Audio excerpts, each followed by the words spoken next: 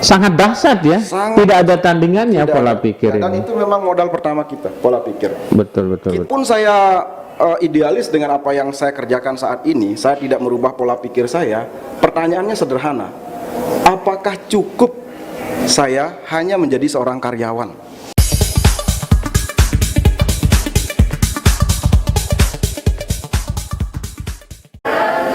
Kembali lagi bersama podcast BBC Spinnerjohn, bincang-bincang cerdas. Malam hari ini saya mengundang tamu yang dahsyat, yang sangat luar biasa. Namanya adalah Syar'i Hidayat SEMAP. Wow, itu S2 juga, ya. Suami dari Silver Agency Nur Hasanah SAP MAP. Sama-sama S2 ya, Om ya. Keren ya? Ya, keren dah. Oke, dan beliau ini gelarnya adalah sarjana ekonomi, tetapi pekerjaannya di dinas kesehatan.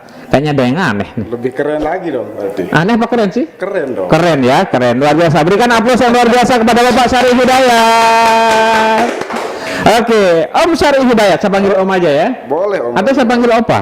Jangan dong. Jangan ya. Kan Korea itu Opa artinya papa-papa ganteng. Bapak ganteng ya. Papa-papa ganteng. Tapi kayaknya enggak familiar.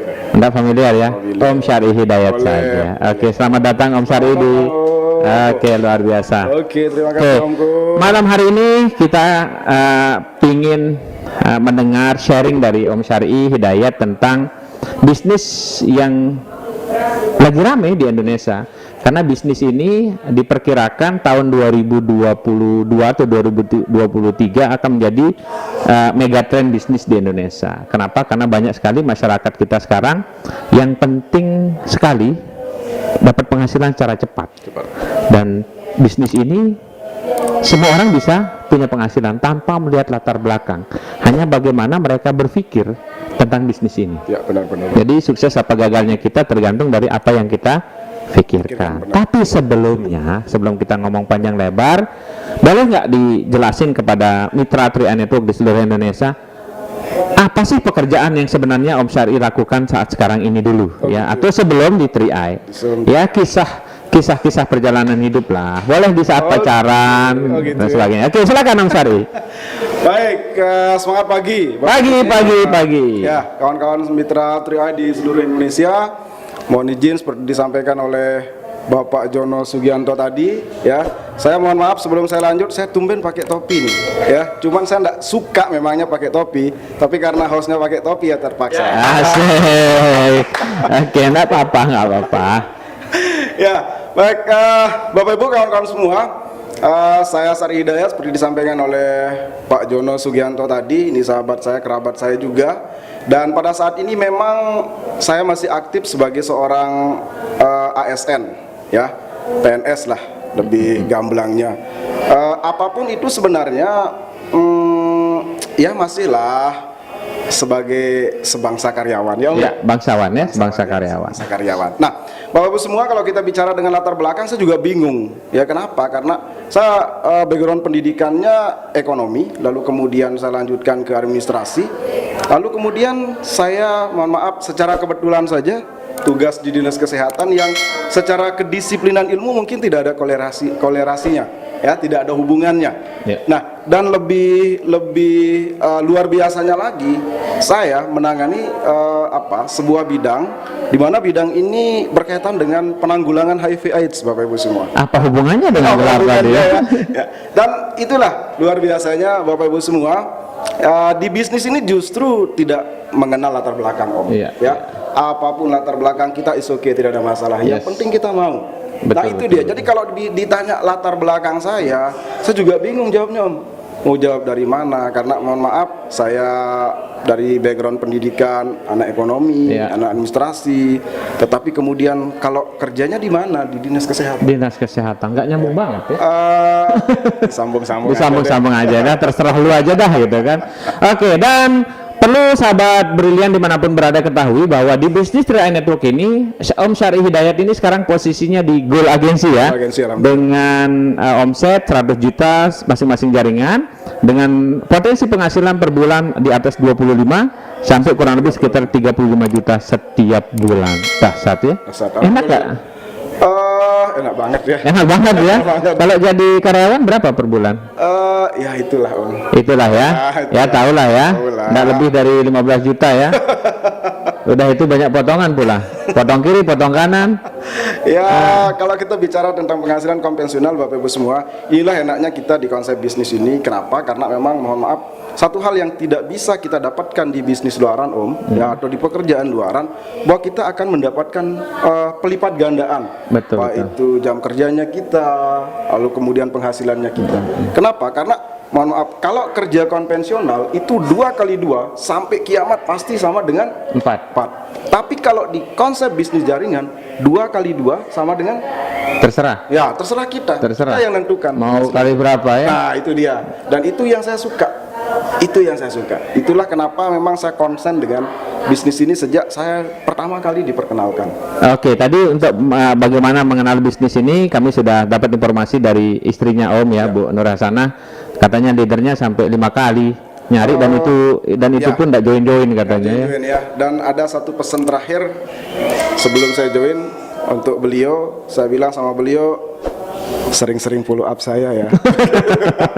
Pentingnya follow up. Follow up, Oke, nah jadi itulah beliau, latar belakangnya adalah seorang ASN dan sampai sekarang masih aktif, tapi di tempat di luaran sana katanya beliau sudah puluhan tahun tapi penghasilannya 10 koma Om ya, tanggal 10 sudah koma. Sudah koma. Oke, dan mengenai bisnis ini, bisnis 3i Network di Indonesia ini, banyak orang yang berpikir saya nggak mungkin bisa sukses ya, saya nggak mungkin bisa sehebat Pak Syar'i Hidayat, saya tidak mungkin bisa sehebat Bu Nur Hasanah, saya tidak mungkin bisa seperti 12 Kron Agi se Indonesia. Nah sebenarnya yang membuat mereka bilang nggak mungkin itu sebenarnya hanya di pikiran saja, pola pikir. Nah sejauh mana Om Syar'i ini memandang bisnis ini dari pola pikir? Nah mungkin itu yang malam hari ini tema utama kita adalah tentang bagaimana membentuk pola pikir kita untuk sukses di bisnis ini. Silakan Om Syar'i sharing 20 atau 30 menit ke depan. Panggung ini terserah miliknya Om Syar'i Hidayat. Silakan. Baik, ya luar biasa ini host kita ini. Saya belum pernah menemukan host yang seperti ini. Ya, baik Bapak Ibu kawan-kawan semua. Jadi di awal saya sering katakan bahwa semua tergantung dari pola pikir kita. Apapun yang kita lakukan pada saat ini, kalau pola pikir kita tidak benar, tidak ada yang akan membuahkan hasil. Seperti saya sampaikan barusan Bapak Ibu semua bahwa semua tergantung dari pola pikir. Begitu juga saya dulu Om, saya seorang PNS, seorang ASN. Ketika ditawarkan bisnis, mohon maaf, yang notabene-nya saya pernah gagal di bisnis seperti ini, saya harus berpikir 2-3 kali lagi untuk mengerjakan bisnis seperti ini. Kenapa? Karena saya berpikir ujung-ujungnya juga sama seperti yang kemarin, bisnis yang kemarin begitu. Nah, hanya saja memang ketika itu saya sempat menunda untuk bergabung, tapi jujur saya menunda itu saya menyesal Om. Kenapa? Karena kalau seandainya begitu ditawarkan bisnis ini, lalu saya ambil peluang ini, wah ngeri. Saya tidak tahu sekarang. Mungkin yang mendarat bukan 35 juta lagi ke rekening, ya mungkin lebih dari itu. Lebih dari itu ya. Tapi saya percaya ini proses bagus. Satu hal yang saya pahami bahwa saya harus punya pola pikir yang berbeda. Kenapa? Karena sebenarnya saya berpikir begini Om. Kalaupun saya idealis dengan apa yang saya kerjakan saat ini, saya tidak merubah pola pikir saya. Pertanyaannya sederhana. Apakah cukup saya hanya menjadi seorang karyawan? Ya. Apakah cukup hanya menjadi seorang karyawan? Bapak Ibu semua, kawan-kawan, Om juga sudah mengetahui bahwa kita pada saat ini hidup di era industri 4.0. Ya, betul sekali. Di mana persaingan kita bukan hanya sesama manusia, tetapi pesaing kita adalah mesin, teknologi. IT, benar. Ya. Dulu kalau kita mohon maaf lewat atau datang ke sebuah bank, itu sudah ada yang senyum, selamat pagi Pak, bisa kami bantu. Wah itu cantik-cantik loh, ya, ganteng-ganteng. Tapi sekarang sudah nggak ada, sudah jarang, betul, tergantikan oleh mesin. Kenapa? Karena dari sisi ekonomis, dari sisi perhitungan pembiayaan dan sebagainya, lebih enak orang menggunakan mesin ketimbang memaintenan manusia. Betul sekali, betul. Itu contoh kecil. Artinya mohon maaf, mau tidak mau, kalau kita tidak merubah pola pikir, suka tidak suka lapangan pekerjaan ini akan hilang. Yang notabene-nya karena pesaing kita ini adalah mesin, betul. ya, IT. Ya, salah satu contoh sederhana yang masyarakat kita lihat ya. Dulu kalau kita garap sawah itu biasanya rame-rame nih, satu kampung nyangkul, ada yang pakai ini. Kemudian sekarang cukup satu orang. Jadi dia pakai mesin traktor ya. Itu salah satu contoh sederhana. Nah, contoh sederhananya seperti itu. Nah, sekarang kita mau idealis dengan pemikiran kita, mau sampai kapan gitu. Itu yang kemudian saya berpikir, wah ini ndak oke nih kalau nggak relevan dengan bisnis sekarang ini. Nah, itu dia. Lalu kemudian yang kedua, Bapak Ibu semua, saya berpikir ketika saya belum bergabung itu, saya melihat bahwa kondisi saat ini lapangan pekerjaan itu semakin sulit. Ya, betul sekali. Ya, lapangan pekerjaan semakin sulit. Mohon maaf. Kalau kita melihat ada iklan lowongan saja, saya percaya ini banyak sekali. Lebih mungkin dibutuhkan sekitar 100 orang. Ya, kebutuhannya 100 orang. Saya percaya yang mendaftar itu pasti lebih dari 1000. Betul sekali, Rasanya betul sekali. begitu. Betul Ya. sekali. Kenapa? Karena sekali lagi mohon maaf, persaingan semakin ketat. Ditambah lagi dengan mohon maaf ya, kita punya lapangan pekerjaan ini semakin sempit. Karena tadi lapangan pekerjaan kita diambil sama mesin tadi. Ya. Ditambah lagi satu hal yang memang kita tidak kurang relevan menurut saya, bahwa ketika kita mencoba untuk mendapatkan pekerjaan, salah satu persyaratannya apa, Om? Punya pengalaman kerja. Iya, betul sekali. Nah, ini. Sementara kita bekerja untuk mencari pengalaman, sementara syaratnya pengalaman kerja. Terus kapan diterimanya? Kapan terimanya itu masalahnya. Iya, betul sekali, betul. Ini memang mau tidak mau kita harus sadari bahwa kita hidup di dalam tanda kutip ini zaman sulit. Iya. Ya, ini zaman sulit. Bagaimana kemudian kita harus kedua, sistem pendidikan kita juga pada saat ini kan belum begitu mengakomodir lulusannya. Iya, betul sekali, betul. Kita harus akui bahwa begitu banyak ribuan bahkan ratusan mahasiswa yang ditamatkan oleh perguruan tingginya. Nah, kok bahasanya ditamatkan? Iya dong, kan suka tidak suka kalau sudah selesai dia ujian skripsi, tesis dan sebagainya, mau tidak mau tamat nggak? Iya, tamat.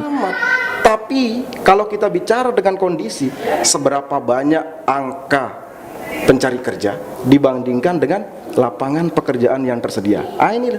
Oh iya, betul sekali. Jadi kalau kita lihat sekarang di NTB ya, di NTB universitas banyak banget, yang negeri, yang swasta. Kalau kita kumpulkan jadi 1 tahun, itu kurang lebih meluluskan atau mentamatkan kurang lebih sekitar 10.000 mahasiswa. Lebih, Om. Ya, lebih ya. Ya, Iya, kita anggaplah 10.000 Om ya. ya. Kita anggap 10.000. Sementara kita lihat lowongan pekerjaan di NTB per tahun itu yang ASN ya, kita bahas yang ASN dulu, yang paling tinggi paling hanya 300 orang. Ya, itu pun kalau anggaplah 300 orang.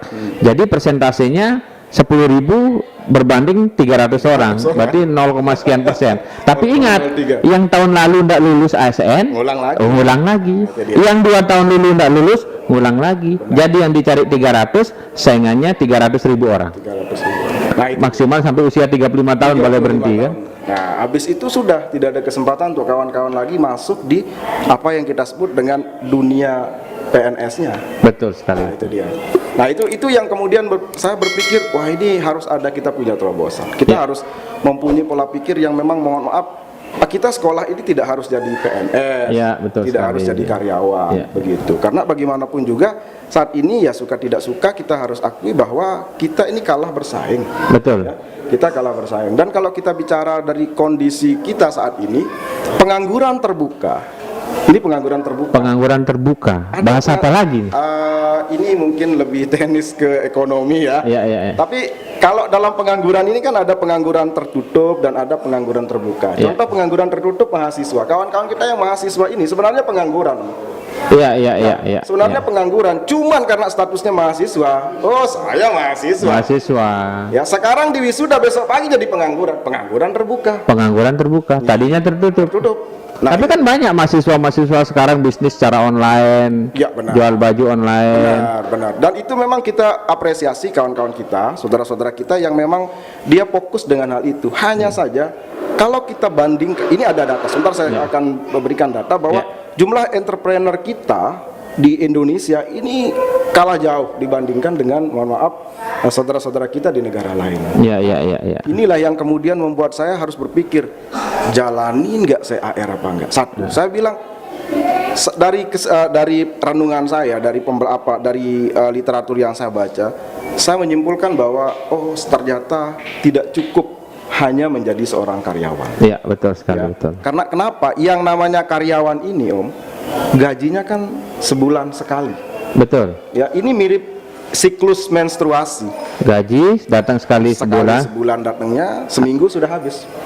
Asik. Menstruasi, ya. Jadi luar biasa ya. Memang begitu gaji kita itu ya seperti saya bilang tadi 7 koma, tanggal 7 sudah koma, kayak menstruasi lagi, datang 15 sekali koma. sebulan, datang sekali sebulan, seminggu habis. Nah, itu masalahnya, ya. Iya. Lalu kemudian saya berpikir bahwa kita harus akui bahwa lapangan pekerjaan sudah semakin sempit. Ya, Lapangan pekerjaan ini sudah semakin sempit. Suka tidak suka, kita harus akui bahwa mau tidak mau. mau tidak mau, ya, kita harus akui bahwa lapangan pekerjaan ini sudah semakin sempit. Ya. Bahkan kita harus jujur akui bahwa ya kawan-kawan mahasiswa ini mereka untuk punya impian itu untuk menjadi seorang sarjana. Iya, betul. Ya, begitu. Nah, selain itu, Om, saya juga punya pemikiran ketika sebelum saya join itu, ya, ketika saya harus merubah pola pikir dan sebagainya. Pertimbangannya yang ketiga adalah jelas bahwa nilai uang kita ini terus tergerus, Pak. Inflasi. Inflasi. Inflasi ini sebenarnya rentenir yang disahkan ya. Ya suka tidak suka. Mau tidak mau sebenarnya seperti itu. Mau tidak mau kita harus terima bahwa inflasi ini tetap menggerus kita punya struktur perekonomian. Ya, betul termasuk sekali. kita dari sisi makro, dari sisi mikro pun kita kena imbas. Kena imbas. Ya, kena imbasnya. Kalau dulu mohon maaf 100.000 ya banyak hal yang bisa kita dapat. Iya, dulu ke pasar bawa uang 100.000 semua bisa dibeli ya. Bisa dibeli. Pindang, tongkol, ikan, semua bisa dibeli. Ya, termasuk juga kita bisa lihat kemos-kemos yang lewat. Asik. Kita lihat itu. Iya. Nah, tapi kalau sekarang 100.000 mohon maaf, jangan sampai kita masuk ke mall 100.000. Iya, Nggak bisa 100.000, cucut sekali hilang 100.000. hilang 100.000. Kenapa? Ya. Inflasi. Inflasi. Penurunan nilai uang disebabkan oleh kenaikan harga barang. Harga barang. Nah, ini yang membuat saya. Sementara gaji ini segitu-gitunya. Ya, inflasi ini 11% per tahun, sementara gaji belum tentu 5%. 5%. Tahun kemarin kan nggak ada naik gaji kan? Naik, Om. Nggak ada. Ya, nggak ada naik. Nah, inilah yang kemudian membuat saya harus berpikir, ini kita harus punya opsi untuk menambah penghasilan. Ya, walaupun kecil tetapi ada begitu. Iya, iya. Awalnya berpikir begitu. Ya, artinya gini, perbedaan antara meja ini dengan kaki satu dengan meja yang kakinya 4 ya. Benar. Itulah yang kemudian saya berpikir bahwa saya harus berpindah kuadran. Ya, betul sekali. Saya harus berpindah kuadran. Pertama saya rubah pola pikir saya dulu, Om. Saya tidak sanggup selamanya menjadi karyawan. Ya. Ya, karena bagaimanapun juga kita ini manusia, keterbatasan pasti ada, sakit, tua, Ya. meninggal pasti itu. Wajib. Hukumnya. Nah, lalu kemudian bagaimana caranya untuk menghindari itu? Suka tidak suka, saya harus juga ketika ini saat ini saya berada di kuadran kiri, suka tidak suka, mau tidak mau, saya harus juga berpindah ke kuadran kanan, Ya, walaupun dengan tidak meninggalkan kuadran saya. Kuadran kiri. Betul. Nah, saya mencari terobosan seperti itu. Apa ya kira-kira ya yang bisa mensiasati hal itu? Muncul, datanglah CAR. Betul. Alhamdulillah saya merasa sangat terbantu sekali, Om. Ya. Ya, itu mungkin sedikit cerita saya kenapa saya fight habis-habisan. Ya, alhamdulillah lah alam sangat mendukung juga. Ya, betul Alam sekali. sangat mendukung. Kenapa? Karena saya percaya ketika kita memutuskan sesuatu, percaya saja. Jadi alam, Allah akan mengatur semuanya dan alam akan mendukung. Oke. Jadi artinya Om. Boleh minum, Om? Oh iya, silakan. Mari kita minum dulu. Tas dulu. Oke. Wow, luar biasa ini buatan istri saya. Oh iya. Terima kasih sayang. Minumannya sangat dahsyat. Air putih padahal. Oke, itu tadi berarti yang harus dipunyai oleh semua orang adalah bagaimana merubah pola pikir. Pola pikir, benar. Ya, jadi orang sukses dan gagal itu tergantung dari apa yang dia pikirkan. Betul. Jadi alasan Om Syar'i join di bisnis ini karena berpikir bahwa saya tidak mungkin bisa sukses hanya menjadi seorang karyawan karena gaji seorang karyawan sudah jelas. Sudah jelas. Kemudian naiknya juga sudah jelas, tidak naik-naik. Naik sih Om, cuman ya ada waktunya. Ya, ada waktunya. Kemudian sudah jelas menjadi komunitas tukang hutang gitu kan. Iya kan? Nah, sementara inflasi terus mengerus nilai uang kita. Kemudian apalagi pengangguran ini semakin banyak. Pengangguran juga. Ya, karena disebabkan oleh, mohon maaf, lapangan pekerjaan. Lapangan pekerjaan semakin sedikit. Nah, ada rencana mau resign nggak seperti istrinya? Kalau resign mungkin enggak Om ya, karena begini, mohon maaf. Apapun profesi kita saat ini, saya percaya ini profesi yang sekali lagi mohon maaf didoakan oleh orang tua. Betul sekali. Apa kata saya ingat mendiang ibu saya, beliau mengatakan, pokoknya kalau kamu jadi PNS saya sudah aman, sudah tenang. Oh, betul. Artinya mohon maaf, apapun kondisi kita saat ini kita harus syukuri. Hanya saja memang kita kalaupun misalnya mau, ini kan kalau ibarat kolam, ya ibarat kolam, sering saya umpamakan kolam ini kalaupun dia pancuran pengeluarannya banyak, keran pengeluarannya banyak, ya tidak ada masalah. Tapi harus dibarengi dengan keran pemasukannya juga banyak. Betul sekali. Nah, itu dia. Jadi kondisi kita saat ini syukuri, nikmati, tetapi kita harus juga berpikir tentang bagaimana konsep ke depan. Jadi kawan-kawan saya sampaikan, nggak perlu keluar dari pekerjaannya dulu lalu kemudian menekuni bisnis ini, tidak perlu. Ya. Tapi kalau istri saya resign memang itu pilihannya. Di samping memang mau fokus di bisnis ini juga supaya fokus dengan anak-anak dan saya tentunya. Oh iya dong. Kan begitu. Iya betul. Agar jangan suaminya lihat rumput tetangga aja saja yang hijau. Di tetangga saya tidak punya rumput. Oke, itulah pentingnya mengubah pola pikir dulu. Kemudian itulah alasan Om Syar'i Hidayat ini di samping mengerjakan menjadi seorang employee juga tentunya ikut di kuadran kanan, yaitu sebagai pebisnis dan sebagai investor ya. Karena kita tahu bahwa pebisnis ini bukan kita yang kerja ya, tapi sistem atau orang lain yang kerja. Sementara kalau namanya investor adalah uang yang kerja untuk cari uang, atau aset backup aset. Luar biasa pemikirannya. Makanya kenapa sih beliau ternyata bisa naik ke posisi gold agency dengan cepat, hanya 1 tahun ya? Goal agensinya 1 tahun 6 bulan. 1 tahun 6 bulan semenjak semenjak join ya. Sejak join 1 tahun 6 bulan. Ya benar, 1 tahun 6 bulan. Iya, tapi 1 tahun 3 bulan kayaknya. Iya, tapi sekarang jaringannya sudah sangat dahsyat. Sudah ada gold agensi, sudah ada berapa silver agensi, dan sudah ada bronze agensi. Benar. Allah akan pertemukan kita dengan orang-orang yang satu frekuensi dengan kita. Itu hukum alam. Ketika kita melakukan pasti ada jalan. Saya percaya itu. Saya percaya itu. Dan banyak kawan-kawan kita yang justru takut dengan berproses itu. Iya, betul. Proses sehingga takut gagal sebenarnya. Takut gagal. Karena pertama memang dia tidak punya pola pikir yang benar. Iya, betul sekali. Kalau kita sudah punya pola pikir yang benar, mohon maaf, saya sampaikan kalaupun tidak ada di Lombok ini yang mau gabung di CAR bersama saya akan keluar dari Lombok untuk kemudian mencari kawan-kawan yang satu frekuensi dengan kita. Kenapa? Karena kita sudah punya pola pikir yang benar. Betul. Jadi misalkan kita punya presiden nih 3 nih, ada Pak Insinyur Jokowi, ada langsung Pak Prabowo, ada Bu Megawati. Cuman kita berpikirnya tetap menjadi seorang karyawan, dan penghasilan tetap karyawan dong ya. Tetap Pak. Berarti walaupun siapapun sebenarnya pimpinan kita, presiden kita, selama pola pikir kita bisa berubah ke hal yang lebih baik, kita bisa dapat penghasilan yang lebih baik juga. Betul sekali Om. Ya, artinya hidup kita ini bukan tergantung dari siapa pimpinan kita. Ya ada pengaruhnya juga sih diri kita di pola pikir kita. Wow, luar biasa sering kita malam ini tentang bagaimana mengubah pola pikir. Atau ada hal lain yang mungkin mau disampaikan Om tentang pola pikir ini? Saya mengutip sebuah kalimat dari seorang filosof. Beliau mengatakan bahwa untuk merubah dunia cukup dengan hanya merubah pola pikir, maka dunia itu akan berubah. Wow, dahsyat sekali bahasa itu. Ya, saya melihat bahwa mohon maaf, pola pikir ini punya peranan yang begitu luar biasa. Kenapa dulu Thomas Alva Edison menemukan bola lampu dengan di percobaan yang sekian puluh ribu kali, Kalau seandainya beliau tidak punya pola pikir yang bagus, itu sudah ditinggalin. Buat apa? Iya, iya, betul. Tapi betul. karena beliau sudah punya pola pikir yang benar, pola pikir yang bagus, pola pikir yang mau diwujudkan, maka sekarang dunia ini terang.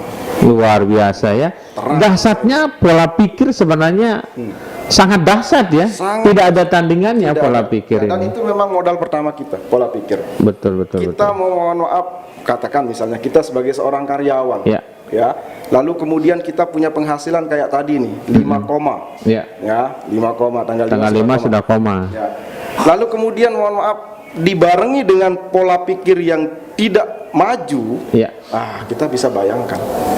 Kita karena begini ya, untuk melihat masa depan kita 5-10 tahun ke depan itu sederhana. Ya, ya. Gimana caranya? Sederhana, kita nggak perlu ke tukang ramal, nggak perlu tanya apa Mama Loren ya namanya ya. Ya, Mama Loren. Loren, ya, Ya, nggak perlu. ada Mama Lemon. Nah, sponsor. Nah, cukup sebenarnya kita melihat saudara-saudara kita yang memang satu profesi dengan kita. Senior lah. Senior kita. Iya. Senior, bukan senang istri orang. Bukan senior ya, yang lebih dulu dengan kita, Iya, satu iya, iya. profesi dengan kita, Iya. yang lebih dulu 5-10 tahun. Iya. Bagaimana kondisinya ya itulah yang akan kita dapat. Masa depan kita Masa seperti depan itu. kita. Nah, kalau kita tidak merubah pola pikir, percaya kita pasti gak akan sama dengan hal itu. Dan saya melihat di lingkungan saya, mohon maaf, saya dilahirkan dari lingkungan yang dalam tanda kutip dari sisi perekonomian ini, perekonomiannya ekonomi sulit, Om. Ya. Ya, sulit banget malahan. Ya, keluarga saya, mohon maaf, ibu dan bapak saya belum punya rumah sampai sebelum saya punya rumah. Ya. Ibu dan bapak belum punya rumah sampai Om Syar'i punya rumah. Ya. Emang sebelumnya tinggal di mana? Numpang sama keluarga. Allah karim. Ya, Ah, numpang iya. sama keluarga. Itulah yang membuat saya harus punya pola pikir yang benar. Sehingga merubah kehidupan. Merubah kehidupan kita. Kalau berpikirnya sederhana, kalau saya tidak rubah, maka tidak akan mungkin bisa berubah. Nah, itu loh. Itu yang membuat saya harus fight lagi. Ya. Oke, luar biasa. Nah, dari pola pikir yang selama ini Om Syar'i sudah lakukan, saya lihat udah banyak sekali yang Om Syar'i bisa wujudkan ya, dari merubah pola pikir tadi. Saya lihat ya mobil sudah lumayan ya. Yang orang punya roda 4, Om Syar'i udah punya roda 8 gitu. Roda 8, orang punya motor roda 2, Om Syar'i udah roda 6 gitu kan. Motornya roda 6, artinya ada 3 motor. Nah, itu adalah impian yang Om Syar'i sudah bisa wujudkan. Kita tidak perlu sharing panjang lebar tentang ekonominya Om Syar'i sekarang. Yang jelas Om Syar'i sekarang perubahannya dari dulu sudah 180 derajat. Yang dulu ekonomi sulit, sekarang ekonomi gampang ya. Ya, karena penghasilan istri, anak sama Om Syar'i udah rata-rata udah sekitar 50 juta setiap bulan kalau kita hitung-hitungnya. Pernah nyampe di angka 65. 65, wow, dahsyat, luar biasa teman-teman. Nah, itulah makanya kenapa di bisnis ini Om Syar'i sangat berjuang ya, karena memang hasilnya nyata ya, sudah punya penghasilan ya, pernah sampai angka 65 juta dalam 1 bulan, artinya dalam 2 bulan sudah bisa beli kendaraan baru ya Om Syar'i ya. Alhamdulillah. Apalagi kalau kita bebas sebagai seorang karyawan ini bolak-balik kita tanah suci, mungkin setiap bulan bisa bolak-balik ya. Benar sekali ya, ini memang saya pikir ini impian setiap muslim Om ya. Iya, betul Dan sekali. kalau kita bicara dengan yang satu ini, saya merasa ada sesuatu di dalam hati ini. Ya, makanya inilah kenapa background kita malam hari ini tentang live Mekah ya. betul sekali. Ini ya musim corona ini minimal mengobati rasa kangen kita untuk karena suci. Mudah-mudahan kita ada ditakdirkan untuk kembali lagi Om. Amin, dan mudah-mudahan bulan Agustus kita bisa berangkat Om ya. Insyaallah. Amin ya. Oke, itu dia kawan-kawan sharing kita malam hari ini dengan seorang sosok leader yang sangat luar biasa, sangat dahsyat. Beliau latar belakangnya adalah seorang ASN di Dinas Kesehatan di Lombok Timur, tetapi beliau dari bisnis ini sudah dengan sekeluarga sudah punya penghasilan yang wow, WAW ya, WOW, wow, dahsyat ya, luar biasa Om Syar'i sharingnya. Terima kasih. Akhirnya hari ini malam ini tahu saya bagaimana tentang mengelola pola pikir, bagaimana berpikir untuk menjadi seorang yang sukses seperti Om Syar'i adalah diawali dengan membentuk pola pikir kita. Terima kasih Om Syar'i. Semoga banyak bermanfaat untuk masyarakat kita di luaran sana, dan boleh kita see goodbye dulu sama teman-teman yang di sana Om Syar'i. Oke, terima kasih ya. Dan sampai jumpa di puncak kesuksesan kawan-kawan, dan sampai jumpa di acara berikutnya nanti ketika akan undang di podcast berikutnya. Dan kita semua pasti keren. Terus Om Syar'i. Minum lagi.